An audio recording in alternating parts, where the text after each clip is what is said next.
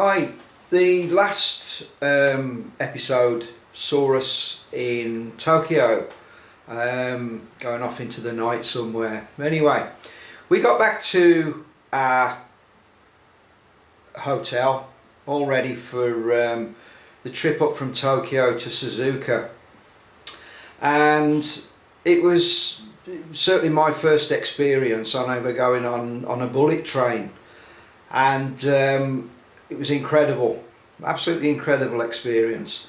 Don't suppose there's too many people I'm talking to now who've been on one of those, but when they say that you can set your watch by when they turn up, it's absolutely to the second. They're clean, they're absolutely fabulous. One of the most strange things though really was trying to find your way to the right platform, because certainly back in those days, I'm not sure what it's like now, but all the signs were in Japanese, so you couldn't really work out where the hell you were.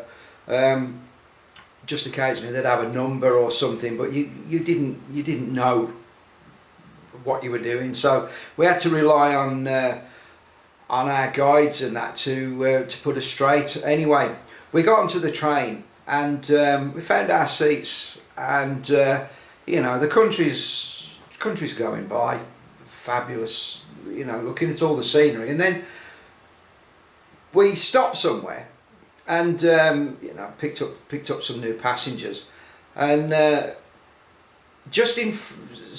was this old lady got on onto the train and sat opposite me, and she was dressed in full Japanese, I don't know whether they're geishas or whatever, but I mean this was an old lady, and she was in full kimono, white face, beautiful makeup, everything like that. She looked like a China doll, and she sat there for a little while, and then she went into her bag and she got out all of this sheet music, and I don't know if it was the Mikado or something, but she started singing at the top of her voice in this really shrill Japanese tone.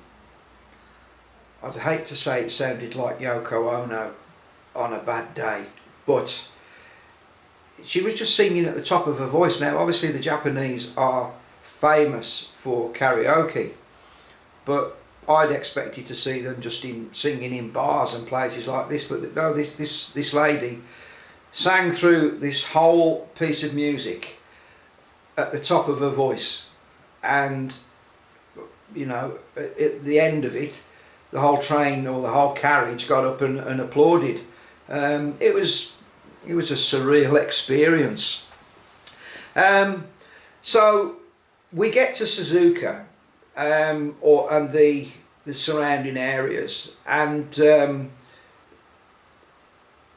there's not a lot, or there wasn't then, there's not a lot of accommodation and hotels around Suzuka. And so what Mr. Akagi had done, he'd actually bought an apartment block, and it was almost like a concrete motel, but it was out in the middle of this industrial estate, and it must have been somewhere that was used for the workers. You know, if they worked in these factories, they might go and you know, spend a night in one of these rooms or something. But it was quite a depressing looking place, to be honest with you.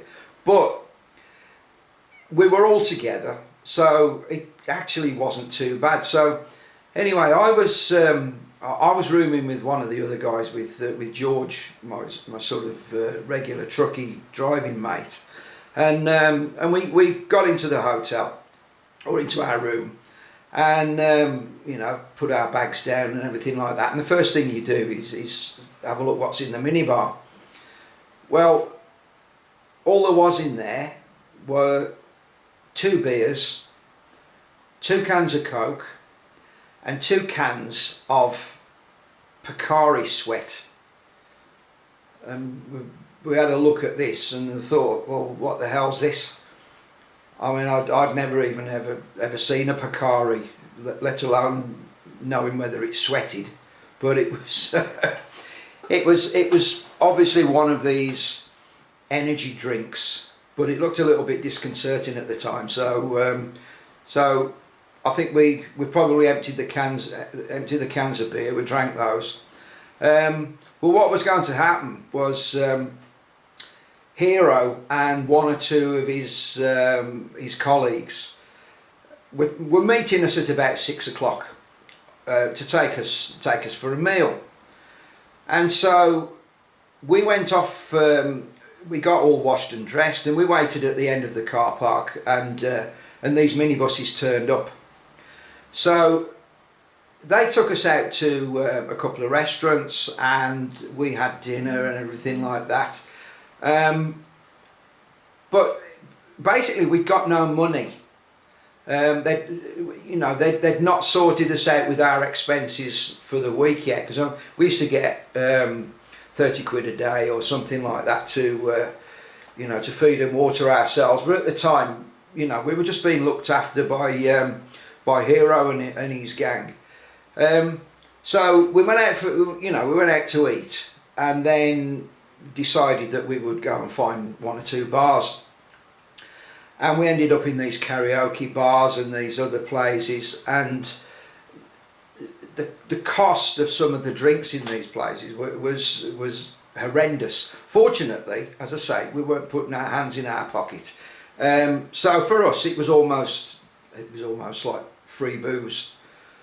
So we availed ourselves of plenty of it, and I think 1 or 2 of the lads disappeared into different parts of the town, but at the end we all made our way back to Stalaga Kargi, and got ready for the day's work. So we were picked up in the morning again, taken to the circuit, where we started the unpacking all the boxes, getting the cars ready, doing all the prep. This would be Tuesday or Wednesday, Tuesday probably, and basically getting everything ready for the weekend. But we got back to our hotel, and once again we were ready for another night out.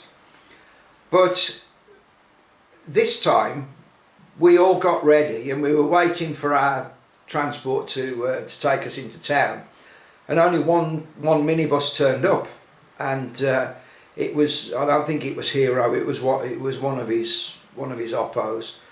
But we said, oh, where's all the transport? And they said, no go out. We all looked at each other. We said, what? They said, no, you stay in your looms. You have beers in your looms. And we all looked at one another and we thought, well, this ain't going to be much good. We'd already drunk the beers in our looms when we got back from work. So we'd had our 1 beer each, and we'd had, I think we might have tried the Pocari Sweat. We'd drunk the Coke, ate the peanuts, but no, we were not going to stay in our rooms. But anyway, the minibus disappeared, and so we started marching off this trading estate, and it was probably about a mile into the small village that was there. And so we all decided that we would whistle songs like The Great Escape and Bridge Over the River Kwai, because we were marching down the streets, and it was so funny. But in the end we found a couple of bars. Once again, the karaoke, it played a big part of what we did with having a few beers. But these bars seem to close up fairly early. But one of the things that they do have in Japan, which, you know, it wouldn't last 5 minutes on a street corner in the UK or anywhere, you know, they'd have these big vending machines with, you put your few yen in them, but they had huge tins of beer. I mean, like litre tins of beer or something. So we put a few in that, and we emptied those, and we marched off back to our Stalag Akagi, once again all whistling Bridge Over the River Kwai and things like that, and it was a surreal experience, but it was certainly one, looking back, that you know, we enjoyed immensely, and we had one hell of a laugh about it.